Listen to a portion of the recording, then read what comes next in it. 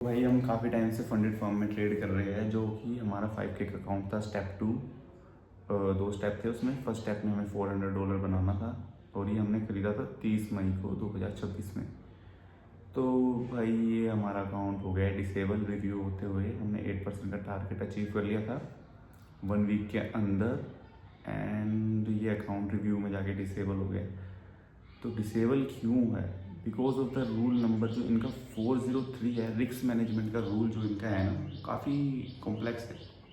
तो हम जब मल्टीपल ट्रेड्स लेते हैं ना, अगर हम इसको पास करने के लिए, तो वो हमारे दिमाग से निकल जाता है भाई वो रूल, क्योंकि वो रूल ही इतना वो है।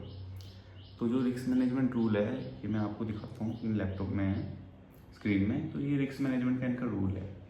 तो इसमें रूल में ये बोला गया है कि आप मिनिमम लोड साइज जो हिस्ट्री का है ना, ये कैलकुलेट करेंगे उसको, मिनिमम लोड साइज को।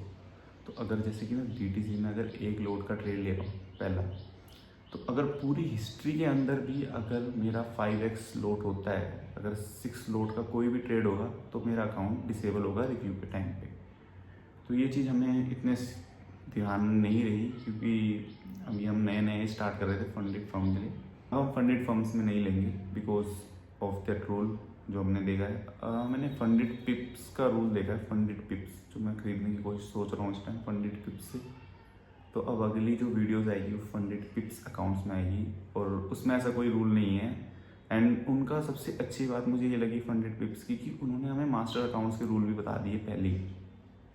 तो अब हम उसी में खरीदेंगे। Thank you guys, hope subscribe and follow.